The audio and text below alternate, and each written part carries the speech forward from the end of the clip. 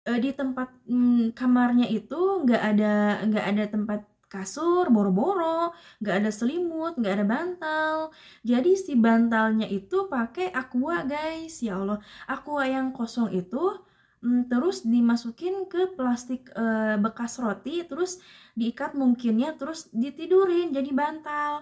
Terus nggak ada kasur, nggak ada selimut, dan AC-nya itu nyala 24 jam.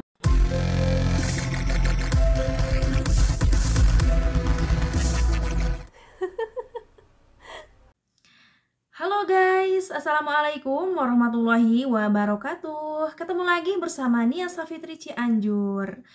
Selamat hari ulang tahun yang ke-78 Republik Indonesia.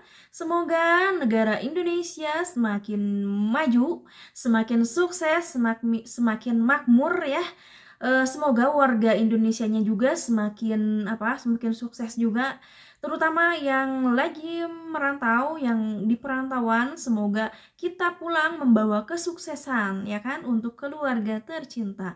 Karena TKI itu ya, PMI itu adalah pahlawan, pahlawan keluarga dan pahlawan devisa. Jadi jangan menyepelekan titel kita, jangan menyepelekan pekerjaan kita ya kan, karena kita adalah pahlawan devisa ya. Tidak secara tidak langsung mungkin ya, secara tidak terlihat oleh kalian, kita PMI, TKI itu kan menyumbang ya, ada sumbangan dari kita ke negara kita Indonesia ya kan. Dan apakah TKI pernah ada yang korupsi? Nggak ada ya. Yang korupsi itu yang pemerintah, oknum pemerintah ya yang korupsi itu. Kalau TKW emang nggak ada ya. Steril. Gajinya nggak ada nggak ada korupsi, malahan majikan kita yang korupsi tenaga kita, dipanggil sama anaknya atau dipanggil sama saudaranya kerja di rumahnya kan. Jadi itu adalah kokoh korupsi tenaga kita dan gak dibayar. Ya mending dibayar ya kan, satu jam misalkan 25 rial itu udah lumayan ya kan. Tapi ada juga yang nggak bayar, bilangnya mau bayar ternyata nggak bayar, dan itu ya udah nggak apa-apa karena mungkin bukan milik aku, bukan rezeki aku, dan aku pernah mengalami itu. Tapi aku nggak dendam dan aku nggak pernah marah, cuman nggak mau kalau disuruh lagi ya kan. Kalau disuruh lagi aku nggak mau. Dan ngomong-ngomong, kenapa aku dandanannya seperti ini, dan ini bajunya baju Agustus guys. Dan tangannya pendek, aduh menyesal sekali karena aku cari-cari kaos hitam, aku nggak ada ya. Kaos panjang aku nggak ada karena di Jeddah, karena kan aku lagi di sini di kampung ya, jadi nggak bawa baju banyak. Jadi ya udahlah, kita ngumpet aja tangannya di bawah, yang penting gambar Garudanya kelihatan ya guys tuh. Karena apa ya namanya tuh. Terus ini kerudunya kenapa begini kayak orang India, katanya nggak apa-apalah. Saya teh riweuh, bukan riweuh yang nggak mau, males sebenarnya bikin video ini teh tuh, karena ini udah iya udah males bikin video-video kayak gini teh. Tapi sudah menjadi kewajiban gitu kan. Sudah menjadi kewajiban aku untuk membuat video ini ya. Jadi ya udah guys, kali ini aku tuh nggak mau membicarakan tentang yang lain-lain. Ya selain ngobrolin ngegibahin TKW ya kan. Karena kan aku juga kan berbagi pengalaman, berbagi motivasi juga ya, sedikit mungkin ya. Kalau misalkan video aku yang baiknya silahkan diambil yang baiknya, kalau misalkan yang tidak baiknya silahkan jangan diambil ya. Terus bukan dengar ya, banyak juga kan yang TKW kaburan yang mau pulang. Ih, ada laler lagi guys, mau pulang terus nggak tahu kan, katanya nggak tahu di tarhilnya seperti apa, bagaimana. Di tarhil itu sama seperti di penampungan kita dulu ya. Waktu aku kan datang ke sini, ke ini ya, ke kantor dulu, maksudnya kantor Syarikah di Saudi Arabia di Riyadh, dan kita ditampung di sana. Tapi kalau di penampungan mah ada ranjang tidur gitu kan, tempat tidur, terus ada selimut, dan ada bantal. Ada bantal gak sih? Kalau bantal ada bantal, terus ada kasur gitu ya, bedanya gitu. Terus kalau masak makanan, makan gitu kan. Satu hari kita dikasih makan itu 3 kali ya. Siang sarapan yaitu nasi putih sama telur rebus. Yang makan siang makan nasi dan kadang ayam gitu, ayam lah, bukan kadang lagi ayam gitu. Terus yang makan malamnya aku lupa dikasih apa, tapi dan ini ada cerita dari yang baru pulang dari Tarhil, lewat Tarhil gitu ya, yang ditangkap sama polisi. Terus itu kan di penjara, ditampung kan di Tarhil ya, di namanya itu di Sumaisi ya kalau nggak salah. Aku tuh udah nggak tahu karena kan aku nggak ngalamin itu ya kan. Karena ini hanya cerita dari yang udah pulang ya. Terus kita itu dimasukin ke penampungan, katanya di dalamnya itu kan beberatus, malah bahkan sampai ada 200 orang, dan di dalamnya itu bukan hanya orang Indonesia, dan si abang ini dimasukin ke ruangan, ke namanya teh, ke kamar yang isinya itu orang India gitu, orang Bangladesh gitu ya kan, yang barbar katanya. Memang sih iya barbar, jadi nggak ada sopan santun kayak orang Indonesia gitu ya kan. Dan kebetulan yang pulang ini adalah TKI laki-laki ya. Jadi kalau laki-laki itu lebih serem kayaknya guys ya.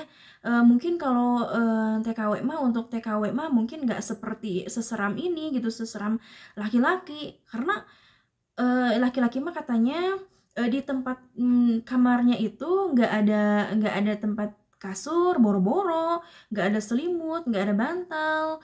Jadi si bantalnya itu pakai aqua guys, ya Allah, aqua yang kosong itu. Terus dimasukin ke plastik bekas roti, terus diikat mungkinnya, terus ditidurin jadi bantal. Terus nggak ada kasur, nggak ada selimut, dan AC-nya itu nyala 24 jam guys. Dan itu udah dingin banget dong, udah mah dingin AC, terus nggak ada selimut, tidur di lantai. Ya Allah, tersiksa kali, bukan kali lagi, memang tersiksa. Dan dikasih makan sehari 3 kali. Dan kalau misalkan pagi-pagi sarapan roti biasa, kalau di sini kan khubus ya, roti biasa. Terus sama ini, sama adas itu seperti apa ya, sayur, bukan sayur sih, di Indonesia mah nggak ada namanya adas, itu dimakan sama roti kalau sarapan ya kan. Kalau siang katanya makannya kadang nasi sama ayam atau sama daging, dan malamnya juga dikasih makan. Dan nasinya juga katanya nggak enak. Jadi nggak enaknya itu mungkin ya emang keras, nasi orang sini kan keras gitu. Makanya kalau misalkan masak di Saudi ini suka bumbunya itu suka banyak. Jadi karena nasinya udah mah nasinya teh bear ya, tahu bear muruluk gitu, jadi apa ya namanya teh, kayak gigih gitu, kayak belum matang gitu, padahal udah matang, memang nasinya seperti itu. Jadi makanya kalau masak di sini tuh suka bumbu, terus pakein bumbu gitu. Kalau misalkan aku nih bosan makan nasi bumbu gitu, kalau bikin nasi putih dan airnya itu harus banyak gitu, jadi biar agak lembek-lembek. Dan tetap aja kalau tetap teh apa sih bahasa Indonesia tanya, jadi gak bisa dicomot lah, gak bisa dimakan, gak bisa kayak gini. Gak bisa dicomot lah, intinya mah jadi muruluk lah masih gitu, jadi masih biji-biji nasi gitu. Jadi untuk yang kaburan itu harusnya lebih hati-hati ya, maksudnya. Jadi untuk TKW juga ini peringatan juga, ini informasi yang harus kalian simak gitu. Jangan menyepelekan gitu, karena di Tarhil itu nggak sebaik yang kita kira gitu kan. Mungkin karena nasib juga, orang-orang bilangnya tergantung nasib dan tergantung amal baik kita gitu. Jadi kalau misalkan amal kita baik ya, mungkin nasibnya mungkin akan beruntung gitu. Jadi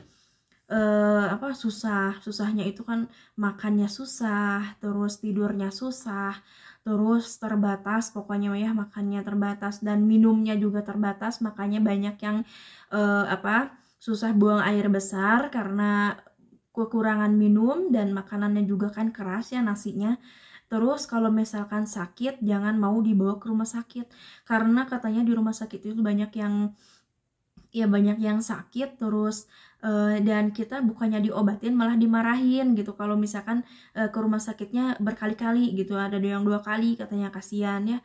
Jadi untuk para TKW hati-hati aja, karena harus persiapan gitu ya. Kalau misalkan ada majikan yang mau ngeresmikan lagi, mending diresmikan lagi deh kayaknya. Tapi harus perjanjian dulu dari ininya guys, dari gajinya gitu. Waktu aku bersyukur banget, ya Allah ya Rob, aku bersyukur karena dari dulu kan aku mikir bagaimana pulang terus takutnya aku pernah ngalamin ditampung kan di penampungan, dan keadaannya juga seperti itu gitu kan. Kita nyeduh mie aja dari air keran, terus pokoknya bukan sulit lagi ya, susah untuk dibicarakan ya, susah untuk diceritakan ya. Kalau nggak ada yang ngalamin mah nggak bakalan percaya, nggak bakalan tahu ya. Makanya alhamdulillah kemarin aku diresmikan lagi sama majikan teh, alhamdulillah banget. Jadi aman gitu. Kalau misalkan mau pulang teh kan tinggal majikan yang ngurus-ngurus gitu, yang beliin tiket juga majikan. Nah, untuk yang kaburan itu kan yang memulangkan kita, yang membiayai kita tiketnya itu adalah presiden kita, pemerintahan kita dari Indonesia. Dan kabar baik juga untuk yang pulang, yang maksimal bawa barang, pajak barang gitu, yang mau dikirimin misalkan, dikargoin, atau yang dibawa kita, entah itu kita cuti atau misalkan pulang yang pulang langsung gitu dari Tarhil gitu. Sekarang mah katanya $1.500 kalau nggak salah ya, $1.500 kalau nggak salah. Kalau salah di komen aja di kolom komentar. Itu sekitaran 23 juta itu batasannya. Jadi terus yang bawa HP juga katanya nggak usah daftar registrasi namanya teh, email ya. Jadi dibebaskan sama pemerintahan Indonesia, negara kita guys. Jadi alhamdulillah negara kita membantu ya. Jadi pas ada yang bilang minta tolong mau pulang, kita nggak dibilang negara kita nggak jahat. Kalau misalkan negara kita jahat, pasti bakal jawabannya kayak gini, ngapain jauh-jauh ke negara orang gitu. Terus kenapa, siapa yang nyuruh? Nggak ada yang nyuruh kamu kerja ke sana, sekarang minta bantuan ke pemerintah. Nggak ada yang ngomong kayak gitu. Pemerintahan kita baik. Jadi pemerintahan kita, tentunya Pak Jokowi ya, Pak Presiden, membantu kita untuk memulangkan. Jadi tanggung jawab pemerintah katanya, bukan salah mereka. Karena ya kesalahan dari aparatnya tidak mencegah kita untuk pergi ke luar negeri gitu, ke Saudi tentunya terutama. Karena kalau misalkan dicegah pun gitu, bukan cegat apa sih dicegah pun ya, kita pasti bakal ada lagi jalan yang lain gitu, yang pastinya ilegal gitu ya. Karena kita butuh pekerjaan, itu masalahnya. Kita butuh pekerjaan, kita punya biaya biayaan gitu ya, kalau cek bahasa Sunda mah, punya anak harus dibiayain. Karena kan ada yang suaminya meninggalkan istrinya dan anaknya, seperti yang aku alami gitu kan, ditinggalin sama suami, dan aku harus berjuang sendiri, harus bekerja untuk masa depan aku sama anak aku gitu. Jadi jalan satu-satunya adalah bekerja ke luar negeri. Kalau misalkan kenapa nggak milih negara lain, Taiwan, Hong Kong, mana gitu. Itu kan harus ada prosesnya dulu, lama.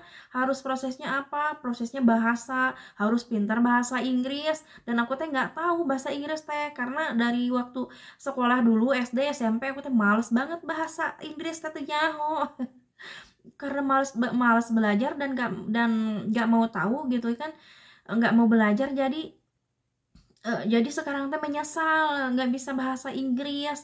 Jadi terus kalau misalkan ke luar negeri sana harus dipotong dulu kan, ada potongannya, ada potongan gaji. Nah, yang paling gampang itu ke Saudi, nggak ada potongan, nggak ada tes bahasa. Jadinya pas udah lulus mah, di medical lulus udah langsung berangkat, langsung terbang gitu kan. Nunggu sidik jari, terus sidik sidik jari kan, langsung terbang, nggak ada potongan gaji, nggak ada apa. jadi gajinya kecil ya kan. Jadi semoga nih, aku berharap banget untuk pemerintahan Indonesia kan, pajak udah dibebasin ya kan, maksimal pajak yang kita bawa barang dari sini, dari luar negeri, dari Saudi itu kan udah di apa, dibesarin gitu kan.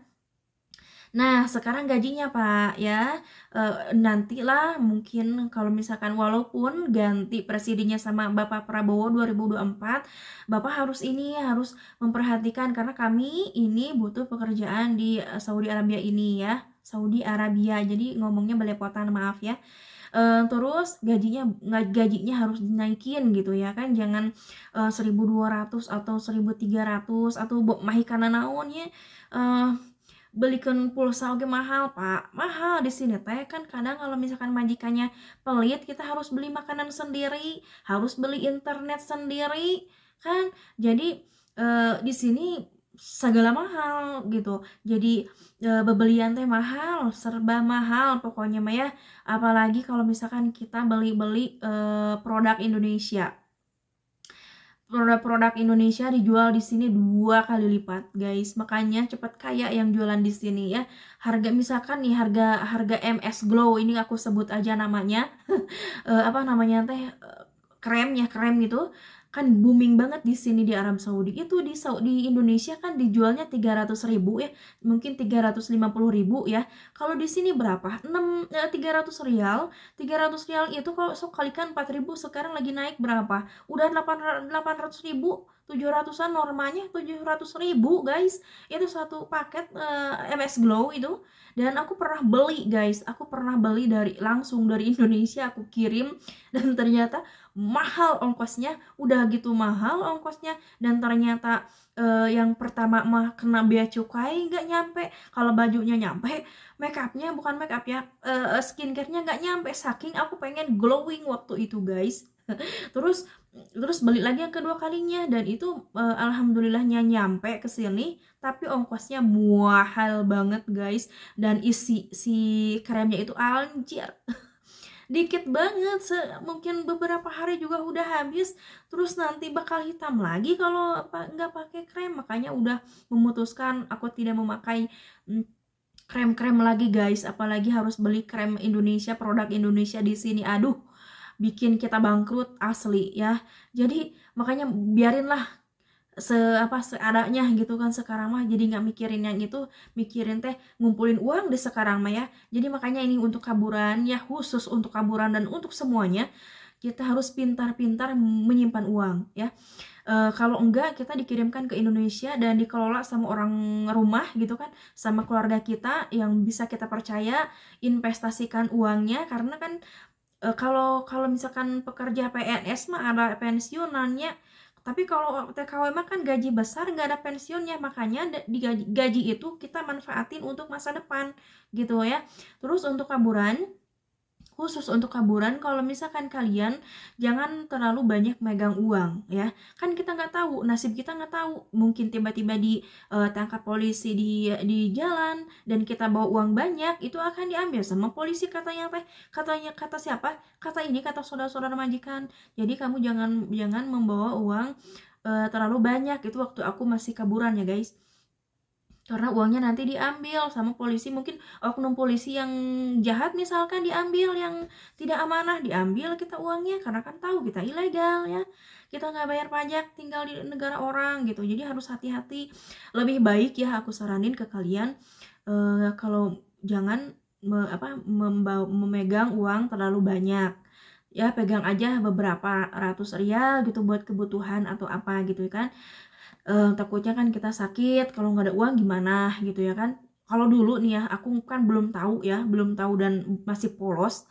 Aku kaburan, terus gaji aku kan aku kirim semua, aku nggak sama sekali aku nggak pegang uang. Terus pas majikan itu kan kadang mondar mandir ke rumah orang tuanya ya kan, Dan si tas yang ada duitnya aku simpan di rumah majikan guys. Dan aku pergi ke rumah orang tuanya si majikan ini nggak bawa apa-apa. Dan aku dimarahin sama temen, kenapa nggak dibawa? Mau jauh mau deket bawa tas yang ada uangnya. Bagaimana nanti kamu ditangkap di jalan? Kan kita nggak tahu, katanya kan kita kosongan. Ternyata iya bener. Dan kesininya ya, aku bawa kemana-mana bawa gitu kan. Dulu bahkan memang masih polos guys.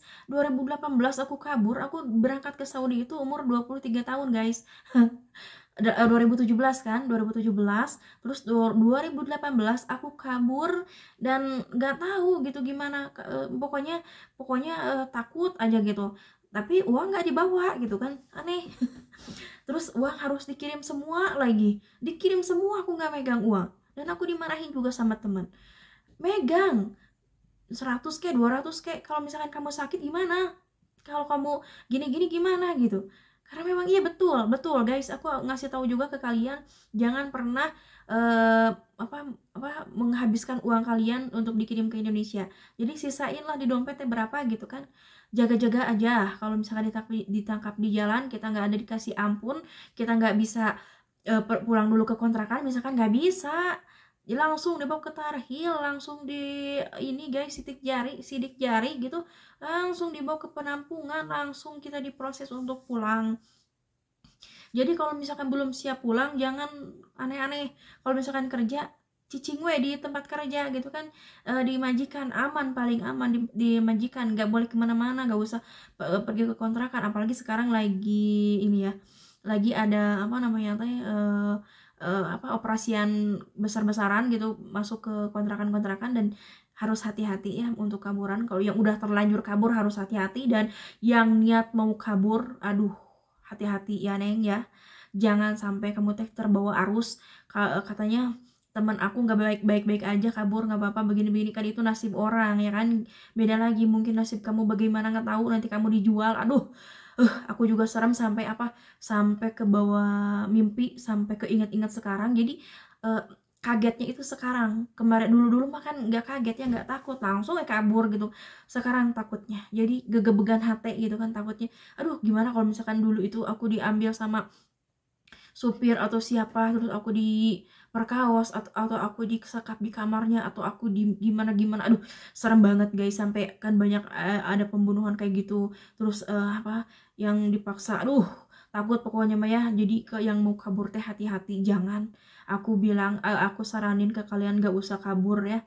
Kalau misalkan majikannya baik, gak menyiksa kalian, gaji lancar, pertahankan. Walaupun misalkan gaji kecil, tapi berdoa semoga nanti kan dinaikin gajinya ya kan.